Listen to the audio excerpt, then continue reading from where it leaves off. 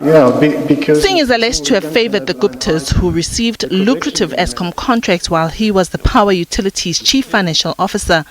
Between 2015 and 2016, McKinsey, together with regiments, were awarded a contract worth 30 million rands. This was to help Eskom develop a corporate plan.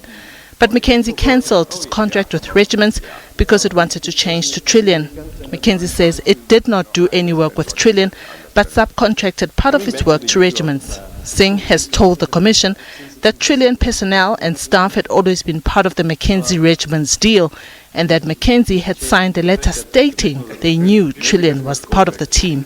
This 9 February 2016 letter had been prepared at the request of Eskom and Trillian in order to streamline the process for Trillian to receive payment for work it had undertaken up to that date in connection with the corporate plan project.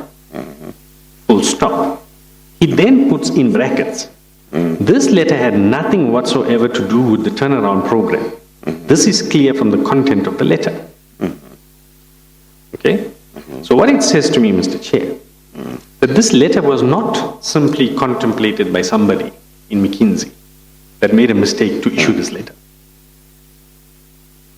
Firstly.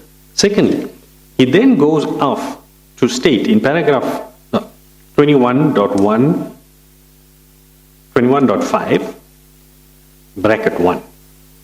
yeah. Dr. Weiss, a McKinsey partner, and Mr. Sega consulted with McKinsey internal legal advisor regarding the form and content of the letter. As a result, certain internal communications are subject to attorney-client privilege and have not been reflected below.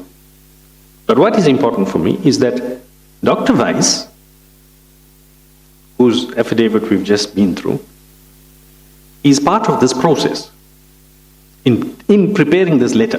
Diabosito, SABC News, Johannesburg.